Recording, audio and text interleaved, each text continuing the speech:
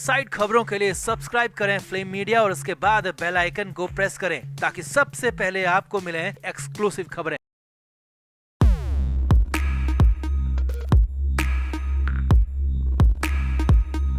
कहते हैं जैसे कर्म होते हैं वैसे ही फल भी मिलते हैं। एक वक्त था जब महाराष्ट्र के मिनिस्टर की जिम्मेवार कुर्सी पर बैठकर नवाब मलिक ने समीर वानखेड़े के परिवार पर खूब कीचड़ उछाला था। वानखेड़े के माता पिता शादी और जाति को लेकर खूब टीका टिप्पणी की थी और वो भी सरेआम। मगर अब तस्वीर पूरी तरह बदल चुकी है। समीर वानखेड़े तो हर आरोप को गलत साबित कर चुके हैं और आगे बढ़ चुके हैं क्योंकि वानखेड़े को उनके परिवार का पूरा सपोर्ट मिला। मगर अब वो ही नवाब मलिक खुद अपने परिवार से मिलने के लिए तरस उठे हैं। जी हाँ, 4 महीने जेल में रहने के बाद अब मलिक को अपने परिवार की याद सताने लगी है और मलिक ने अपने पूरे परिवार से मिलने की इच्छा भी जताई है। मगर कोर्ट के आदेश के बाद तो जैसे मलिक को बुरा झटका लगा। मलिक बेहद निराश है और अब की बार मलिक बुरी तरह झल्ला भी उठे हैं। तो आखिर क्यों मलिक को अचानक अपने परिवार की याद सताने लगी है और कोर्ट के आदेश के बाद कैसा रहा मलिक का रिएक्शन, आपको भी बताते हैं। आप भी वीडियो को शेयर करें और कमेंट करके अपनी राय जरूर दें। तो ये तो सभी जानते हैं कि नवाब मलिक का भरा पूरा परिवार है। परिवार में मलिक की पत्नी, 2 बेटे और 2 बेटियां हैं। अब मलिक को हमेशा बड़े परिवार में रहने की आदत रही है, मगर जेल में ना तो परिवार है, ना घर और ना ही कोई अपना। जेल में तो सिर्फ सजा का डर है, 4 दीवारी है और लोहे की सलाखें हैं। मगर अब 4 महीने बाद मलिक को अपने परिवार से मिलना है। मलिक को अपने परिवार की याद सताने लगी है।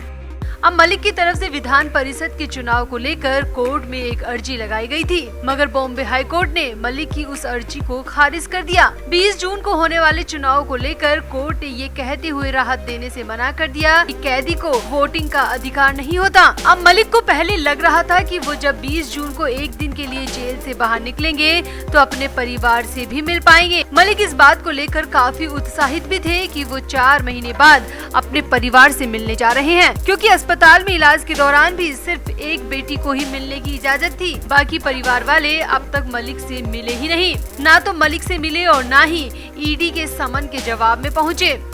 अब मलिक इस बात को सोचकर शायद बहुत खुश थे कि वो 20 जून को अपने परिवार से मिल पाएंगे और एमएलसी में मतदान भी कर पाएंगे। मगर कोर्ट ने मलिक की खुशियों पर पानी फेर दिया और कोर्ट ने 1 दिन की जमानत देने से साफ इनकार कर दिया। अब राज्यसभा चुनाव के बाद विधान परिषद के चुनाव में भी मलिक को वंचित ही रहना पड़ेगा, जिसके साथ मलिक का जेल से बाहर आने का सपना भी पूरी तरह टूट चुका है और परिवार से मिलने का मौका भी मलिक से छिन चुका है। अब सामने आया है कि मलिक को जैसे ही कोर्ट के आदेश के बारे में पता चला तो मलिक बुरी तरह झल्ला उठे। जी हाँ, सूत्रों की माने तो जेल से अस्पताल में शिफ्ट किए गए मलिक को जब हाई कोर्ट के आदेश के बारे में पता चला तो मलिक बिफर गए और परेशान भी हो गए।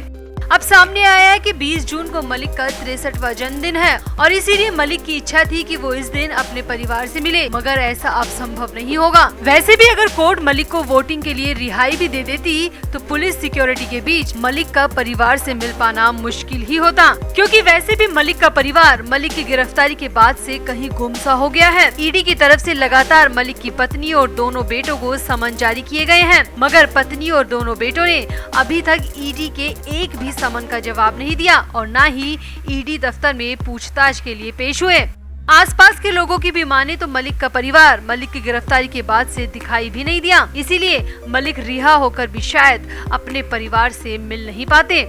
खैर, फिलहाल तो हाईकोर्ट ने मलिक की रिहाई की अर्जी को खारिज कर दिया है। सिर्फ मलिक ही नहीं बल्कि नवंबर 2021 से जेल में बंद अनिल देशमुख की अर्जी को भी खारिज कर दिया गया है। मलिक अब ना तो विधान परिषद चुनाव में मतदान कर पाएंगे और ना ही अपने परिवार से मिल पाएंगे और ना ही अपना जन्मदिन मना पाएंगे, क्योंकि एक कैदी को इन सब चीजों की छूट नहीं होती। सूत्रों की माने तो मलिक और उनके वकीलों को पूरी उम्मीद थी कि शायद कोर्ट 1 दिन की रिहाई दे देगी, मगर कोर्ट ने राज्यसभा चुनाव की तरह विधान परिषद के लिए भी सीधे मना कर दिया और एप्लीकेशन को ही खारिज कर दिया, जिससे मलिक बेहद निराश हैं। तो मलिक को आखिर क्यों अपने परिवार से मिलना है? जो परिवार ईडी के सामने पेश होने के नाम पर मुंह छिपाता रहा है, उस परिवार से अचानक नवाब मलिक क्यों मिलना चाहते हैं? आप भी कमेंट बॉक्स में जरूर बताएं और वीडियो को भी शेयर करें। तो नवाब मलिक 10 जून को जेल से निकलना चाहते थे। राज्यसभा चुनाव में अपना मतदान देना चाहते थे, मगर पहले पीएमएलए कोर्ट ने और फिर बॉम्बे हाई कोर्ट ने मलिक की अर्जी को खारिज कर दिया। मलिक के साथ ही अनिल देशमुख की बेल एप्लीकेशन को भी ये कहते हुए रिजेक्ट कर दिया कि जेल में बंद आरोपियों को मतदान का अधिकार नहीं होता। अब नवाब मलिक को तो कैसे न जैसे जेल से बाहर निकलना है, तो मलिक ने वकीलों के जरिए 20 जून को बाहर निकलने का पैतरा आजमाया और कोर्ट में एक बार फिर से जमानत की अर्जी लगा दी और उस अर्जी में कहा कि कोर्ट उन्हें विधानसभा चुनावों में हिस्सा लेने के लिए मंजूरी दे दे। मलिक के वकीलों ने बेल एप्लीकेशन में लिखा कि कोर्ट चाहे तो घंटे 2 घंटे या बॉन्ड भरकर या फिर सिक्योरिटी के साथ जमानत दे दे। 1 दिन या फिर कुछ घंटों की जमानत के लिए मलिक के वकीलों ने पूरा जोर लगा दिया, मगर 17 जून यानी कि आज हुई सुनवाई में कोर्ट ने एक बार फिर से मलिक को झटका दे दिया और मलिक की बेल एप्लीकेशन को एक बार फिर से रिजेक्ट कर दिया। अब बार बार जमानत अर्जी खारिज होने से मलिक के वकील बुरी तरह झल्ला उठे। कोर्ट के फैसले के बाद मलिक के एक वकील इंद्रपाल सिंह ने तो प्रतिक्रिया देने से ही मना कर दिया और मीडिया पर ही भड़क उठे और कहा कि अदालत के फैसले का ऑर्डर हाथ में आने के बाद ही वे इस पर प्रतिक्रिया देंगे। इसके अलावा कुछ नहीं बोले और मीडिया के माइक्स को भी दूर करते हुए अपनी गाड़ी में जाकर बैठ गए। तो वहीं मलिक के एक और वकील अमित देसाई भी कोर्ट के फैसले से काफी नाराज दिखे, काफी निराश भी दिखे। सुनवाई के दौरान मलिक की ओर से पेश हुए वरिष्ठ अधिवक्ता अमित देसाई ने कहा कि मंत्री का मामला वोट देने के लिए न्यायिक हिरासत में रहते हुए सुरक्षा घेरे में जाने देने का एक हमारा सामान्य सा अनुरोध था। कोर्ट से सिर्फ हम इतना ही अनुरोध कर रहे थे कि कुछ घंटों की रिहाई दे दी जाए ताकि मंत्री मलिक अपना वोट दे पाए, मगर कोर्ट ने हमें एक बार फिर से निराश कर दिया। कोर्ट से बाहर निकलने के बाद देसाई ने कहा कि हालांकि हम जानते हैं कि जनप्रतिनिधि अधिनियम की धारा 65(5) के मुताबिक जेल में कैद लोगों को मतदान करने का अधिकार नहीं होता, लेकिन इस तरह का बैन भौतिक समस्याओं की वजह से होता है, जैसा कि सुरक्षा इंतजाम न मिल पाना या जेल में कैद व्यक्ति को मतदान के लिए ले जाने के लिए जरूरी व्यवस्था न हो पाना। मगर मलिक के मामले में ऐसा कुछ भी नहीं है। हमने कोर्ट को बार बार कहा कि मलिक पुलिस फोर्स के लिए खुद पैसा देने को तैयार है, वो इलाज के दौरान भी पुलिस सिक्योरिटी का खर्चा खुद उठा रहे हैं, मगर फिर भी कोर्ट ने हमारी अर्जी को माना ही नहीं, खारिज कर दिया। अमित देसाई ने आगे कहा, मलिक अभी अस्पताल में हैं और जेल में कैद नहीं है, उन्हें दोषी भी साबित नहीं किया गया है, इसीलिए वो अपने मताधिकार का इस्तेमाल करने के लिए बिल्कुल भी अयोग्य नहीं है। मगर कोर्ट ने तो अपने विवेकाधिकार का प्रयोग करते हुए जमानत अर्जी को खारिज कर दिया, जो कि हमारे लिए और हमारे क्लाइंट नवाब मलिक के लिए बड़ा झटका है। अब हमेशा मीडिया के सामने बेहद पोलाइटली बात करने वाले वकील अमित देसाई कोर्ट के फैसले के बाद काफी गुस्से में दिखे, काफी निराशा में दिखे।